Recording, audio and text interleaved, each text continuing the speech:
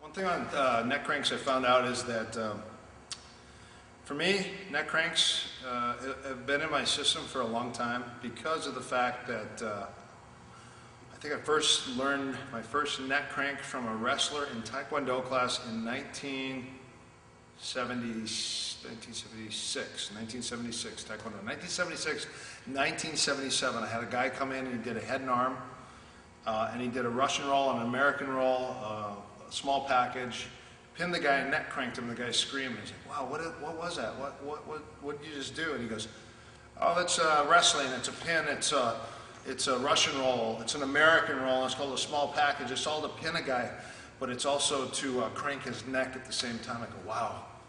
And all I was doing was kicking a heavy bag and shouting loud ki hops, because it's Korean, ki eyes, and kicking the bag, throwing ridge hands and reverse punches. And I saw that and I was like, well, I got to learn that.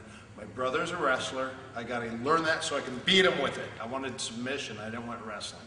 I don't want to wrestle a wrestler. So, 1976, where were you guys? Were you born yet?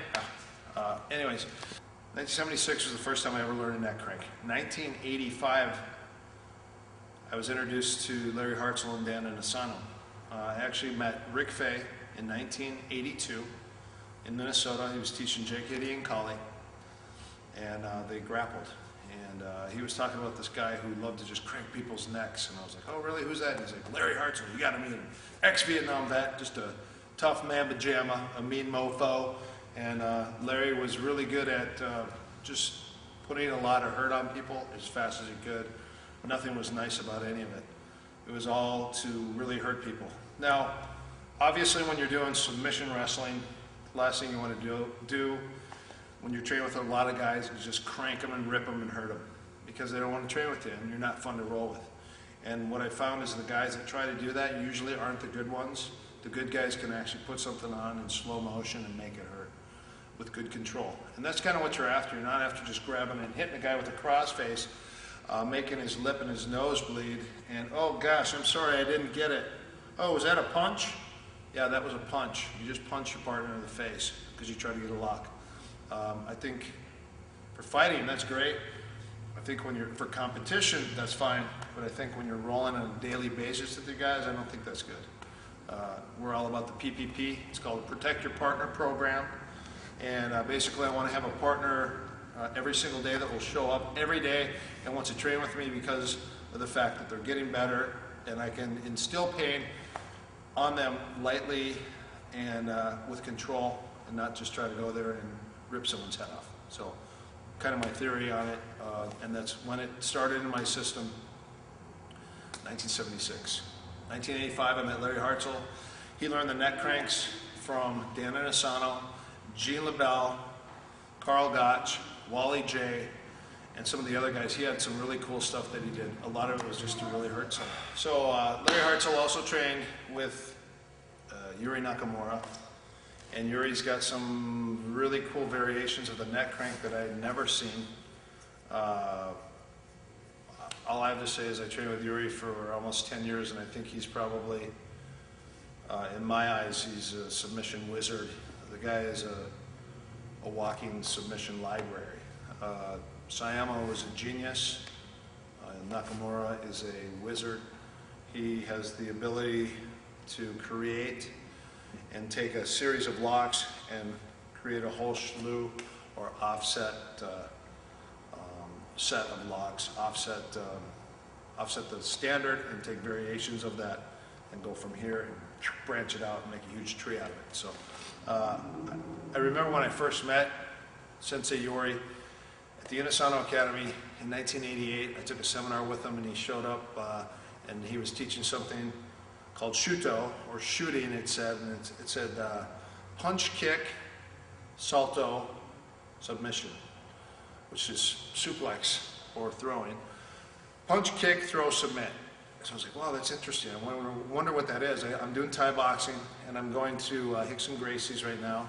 I was at Horian's and Hoyce's at the time, and then I was just starting with Hickson. And I was like, man, I wonder what this is compared to what I'm doing already.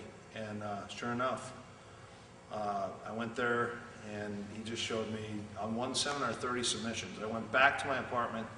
My friend was a blue belt in jiu-jitsu at the time, so was I. And I said, hey, let's roll. So we rolled in the living room, and then I just neck cranked him and leg locked him and wrist locked him. And he was like, what the hell is that?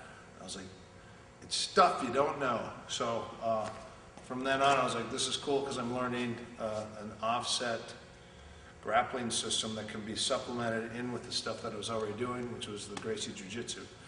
So again, it was 87, 88, 89. With Yuri Nakamura, and also with Hoist Horian and Hickson at the time. In about 94, I started with the Machado brothers. I got exclamated from one of the schools I was training at because I decided to go pro. And Higgin Machado and the Machado brothers were really cool, and they said, hey, come and train with us. We'd like to see your jiu-jitsu continue and get better. So I stuck it out with those guys, and very creative, open arm policy.